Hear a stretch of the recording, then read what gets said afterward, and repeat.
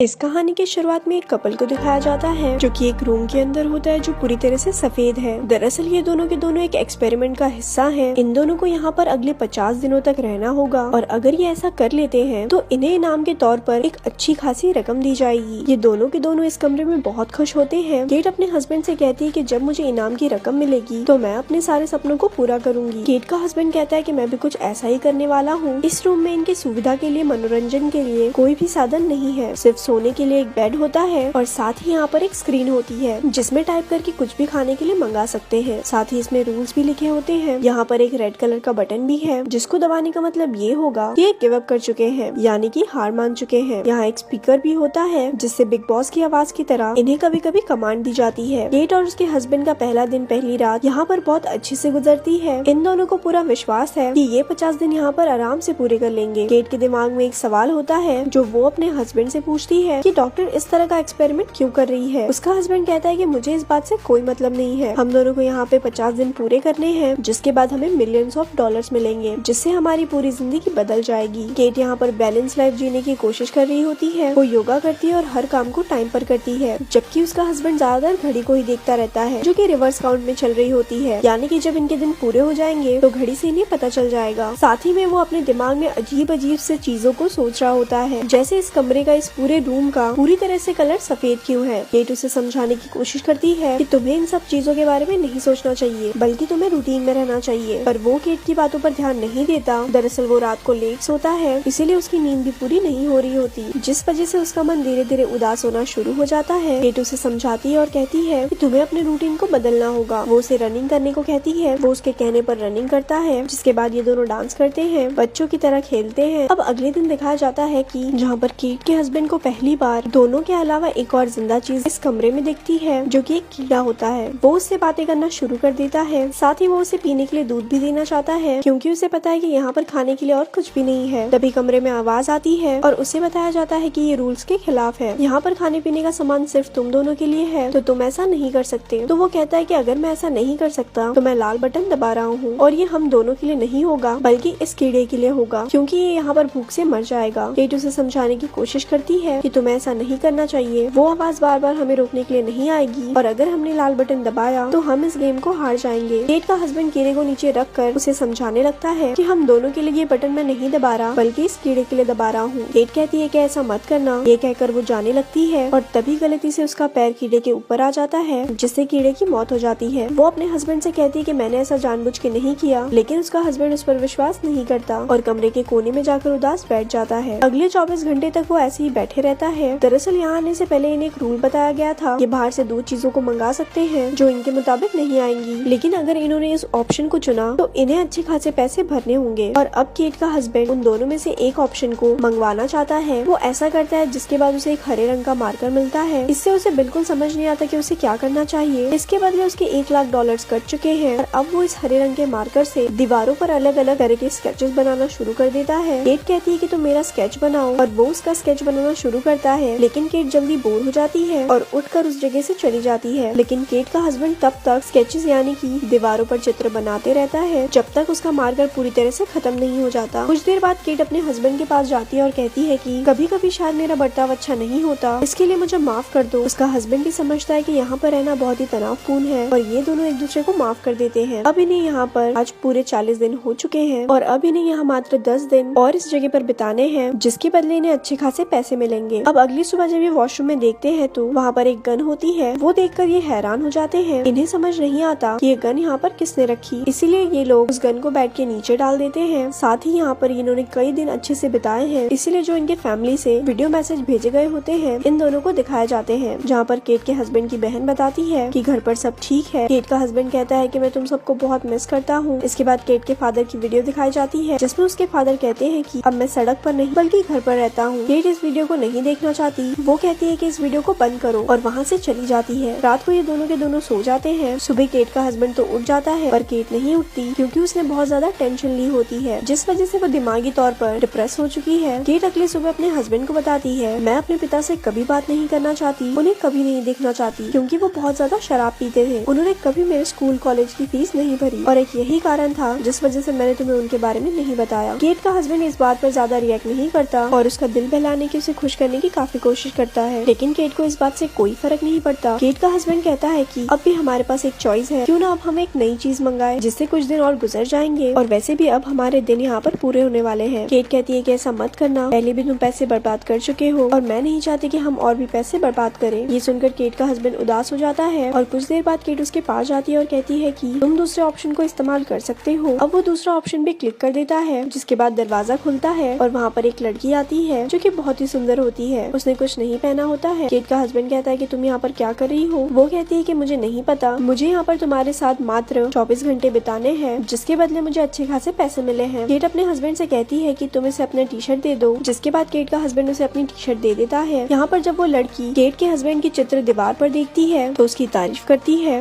ये सुनकर केट को बिल्कुल अच्छा नहीं लगता। रात में केट का हस्बैंड केट को और उस लड़की को बेड पर सुला देता है और खुद नीचे सोता है, पर वो लड़की उसके पास आती है और उसके साथ अजीब अजीब सी हरकतें करना शुरू कर देती है। उसके बाद केट अपने हस्बैंड को बेड पर सुलाती है और खुद अपने हस्बैंड और उस लड़की के बीच में सो जाती है। अगली सुबह दिखाया जाता है कि केट जब अपने हस्बैंड के साथ बैठी होती है तो वो लड़की वहाँ पर आती है और गोल गोल घूमकर डांस करना शुरू कर देती है। केट भी ऐसा ही करती है, जिससे केट के हस्बैंड को बहुत अच्छा लगता है और वो अपने ख्यालों की दुनिया में खो जाता है, जहाँ पर उसे हर जगह सफेद रंग की जगह काला रंग दिखना शुरू हो जाता है। उसे लगता है कि वो पानी में डूब रहा है और तभी वो अपने छोटे भाई के बचपन का रूप देखता है जो उसके साथ पानी में डूबना शुरू हो जाता है। इस बात से वो पूरी तरह से घबरा जाता है और वो अपना आपा खो देता है। केट और वो लड़की उसके पास आती है। केट अपने हस्बैंड को होश में लाती है, लेकिन अब भी वो बहुत ज्यादा डरा हुआ होता है। केट अपने हस्बैंड को सुला देती है, जिसके बाद केट उस लड़की से बातें करती है। कुछ देर बाद जब केट का हस्बैंड होश में आता है तो वो देखता है कि वहाँ पर केट नहीं है, वो वॉशरूम में होती है और तब वो उस लड़की के पास में जाता है, जहाँ पर ये दोनों बातें करना शुरू कर देते हैं, जहाँ पर ये दोनों अपने जिंदगी के दुख और दर्द एक दूसरे से शेयर कर रहे होते हैं, जिससे केट का हस्बैंड इमोशनल हो जाता है। वो लड़की उसे संभालने के लिए, उसे कंसोल करने के लिए उसका हाथ पकड़ लेती है और तभी वहाँ पर केट आ जाती है, जो इन दोनों को एक दूसरे का हाथ पकड़े हुए देख लेती है। केट को पहले भी इस लड़की से परेशानी थी और ये देखने के बाद उसका गुस्सा और भी बढ़ जाता है, जिसके बाद इन दोनों के बीच में आर्गुमेंट्स होना शुरू हो जाते हैं। केट का हस्बैंड माइक इन दोनों को चुप रहने को कहता है। रात को ये सब सो जाते हैं। अगली सुबह जब केट और उसका हस्बैंड उठते हैं तो वो देखते हैं कि वो लड़की यहाँ से जा चुकी है। जाने से पहले उसने माइक के लिए दीवार पर एक मैसेज लिखा होता है कि आज से पहले कभी किसी ने मुझसे इतना प्यार नहीं किया जितना प्यार तुमने किया। ये देखकर केट को बहुत गुस्सा आता है। वो अपने हस्बैंड से कहती है कि तुम हमेशा मुझे धोखा दे रहे थे, तुम कभी मुझसे प्यार नहीं करते थे। उसका हस्बैंड कहता है कि ये सब वो जानबूझकर करके गई है, ये शायद इस गेम का रूल है, वो हम दोनों को आपस में लड़वाना चाहते हैं। पर केट उसकी बात नहीं मानती और उसे धक्का देती है, जिससे वो टकरा कर जमीन पर गिर जाता है। केट के हस्बैंड को बहुत गुस्सा आता है। वो कहता है कि मैंने तुम्हें कभी धोखा नहीं दिया, उस वक्त भी नहीं जब तुम कुछ दिनों के लिए शहर में नहीं थी। मैंने अपने दोस्तों को छोड़ दिया ताकि मैं तुम्हें टाइम दे सकूं। मैंने अपनी पढ़ाई छोड़ दी ताकि मैं पैसे कमा सकूं, और इतना सब करने के बाद आज तुम मुझ पर शक कर रही हो। केट को एहसास होता है कि उसने गलत किया। वो अपने हस्बैंड से माफी मांगती है, लेकिन तभी वो नीचे गिर जाता है। कहता है कि मेरी तबीयत खराब हो रही है, मुझे डॉक्टर की जरूरत है, लेकिन वो रेड बटन नहीं दबा सकती। अगर उसने ऐसा किया तो ये दोनों गेम से बाहर हो जाएंगे और इस गेम को हार जाएंगे। केट अपने हस्बैंड को पीने के लिए दूध देती है और उसे बताती है कि इस कमरे में, इस पूरे घर में मेडिकल की कोई भी फैसिलिटीज नहीं है। केट का हस्बैंड कहता है कि क्या होता अगर मुझे और ज्यादा चोट लग जाती, शायद तुम मुझे मरने के लिए छोड़ देती। मुझे ऐसा पैसा नहीं चाहिए और अब मैं इस कमरे में एक पल भी नहीं रुकूंगा। वो खड़ा होकर रेड बटन दबाने के लिए जाने लगता है, पर तभी केट गन उठा लेती है, उसे गन पॉइंट पर ले लेती है। वो अपने हस्बैंड से कहती है कि अगर तुम बाहर गए तो मैं तुम्हें गोली मार दूंगी, लेकिन उसका हस्बैंड उसकी बात नहीं मानता और वो रेड बटन दबा देता है और यहाँ से बाहर चला जाता है। जिसके बाद अब केट इस कमरे में अकेली रह चुकी है। अगली सुबह जब वो उठती है तो उसे यहाँ पर बिल्कुल अच्छा नहीं लग रहा होता। उसे ये पूरा का पूरा कमरा काटने को आ रहा होता है। वो अपने हस्बैंड के स्केचेस को दीवार पर देखती है, जिससे वो उसे याद करना शुरू कर देती है और उसे अपनी गलती का एहसास है। उसे इस गेम को जीतने के लिए यहाँ पर मात्र 2 दिन और बिताने हैं। उसे 48 दिन यहाँ पर हो चुके हैं, लेकिन अब वो यहाँ पर एक पल भी नहीं रहना चाहती। वो लाल बटन दबाती है और यहाँ से बाहर निकल जाती है। इसके कुछ महीनों बाद दिखाया जाता है केट का हस्बैंड रनिंग करता हुआ केट के घर के आगे से गुजरता है। वहाँ वो केट को देखता है। दरअसल उस कमरे से निकलने के बाद आज पहली बार मिले ये दोनों के दोनों वॉक करते हुए खाना खाने के लिए निकल पड़ते हैं, जहाँ पर केट का हस्बैंड केट से पूछता है कि क्या तुमने उस टास्क को पूरा किया। केट उसकी बात का जवाब नहीं देती। वो बस यही कहती है, मैंने तुम्हारे साथ वहाँ पर अच्छा बर्ताव नहीं किया था, इसीलिए मैं तुमसे माफी चाहती हूँ। दरअसल इतने दिन उस घर में रहने के बाद इन दोनों को समझ आ गया कि पैसा लालच इन दोनों की जिंदगी में कभी खुशियाँ नहीं ला सकता। इन दोनों का प्यार और एक दूसरे के लिए जो विश्वास है वही इन्हें खुश रख सकता है। और अब एक बार फिर से ये दोनों अपनी जिंदगी को शुरू करना चाहते हैं। इसके बाद हमें उस कमरे, उस घर के बाहर एक बोर्ड दिखाया जाता है, जहाँ पर इन दोनों ने कई दिन बिताए थे। वो रूम ऐसे शख्स ने बनाया था जिसे कोई नहीं जानता, यानी कि वो एक अज्ञात इंसान है जो लोगों को पैसे का लालच देकर इस रूम के अंदर भेजता था ताकि अकेलेपन में जो उनके अंदर का असली इंसान है वो बाहर आ जाए, वो एक दूसरे को समझे, जिंदगी को समझे। कहानी के अंत में दिखाया जाता है एक बार फिर से उसी सफेद रूम के अंदर एक और कपल आया है जिसे यहाँ पर अगले 50 दिन बिताने होंगे जैसे केट और उसके हस्बैंड को बिताने थे। ये दोनों भी उसी तरह से खुश होते हैं जैसे केट और उसका हस्बैंड यहाँ पर पहली बार आने के बाद थे, क्योंकि उन्हें ऐसा लग रहा था कि 50 दिन वो यहाँ पर बहुत आराम से बिता लेंगे। पर सवाल ये है कि ये दोनों के दोनों यहाँ पर 50 दिन बिता सकते हैं या नहीं। और इसी सवाल के साथ ये फिल्म, ये कहानी यहीं पर खत्म हो जाती है।